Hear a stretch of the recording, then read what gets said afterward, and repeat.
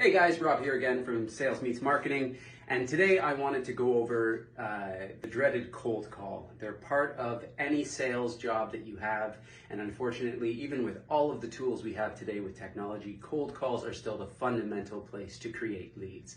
Now, if you've never done it before, I highly suggest you sit down and figure out your ratios of cold calls that get you a certain number of presentations, that get you a certain number of closes, that lead to money in your pocket.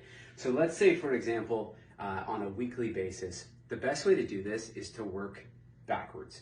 So let's say today, or this week, you made $1,000 in commission, okay? Let's say, for example, that took you 2 sales to get to that point. These are hypothetical, but you'll get the idea.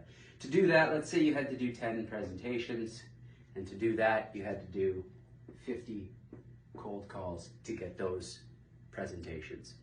So by working backwards, we can see our ratios.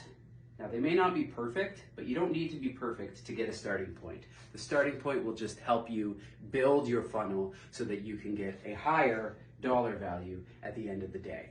So if those 2 sales are worth $1,000, then 3 sales, in theory, 1 extra sale per week would get you to $1,500.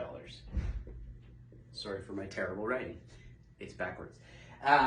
So if I want to go from $1,000 to $1,500 a week, I have to go from 2 to 3 closes.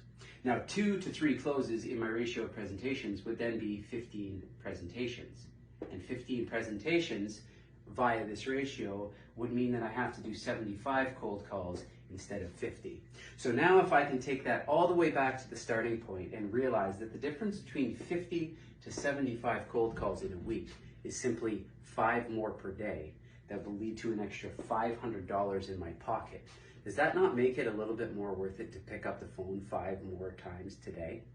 I hope this was helpful. Until next time, cheers.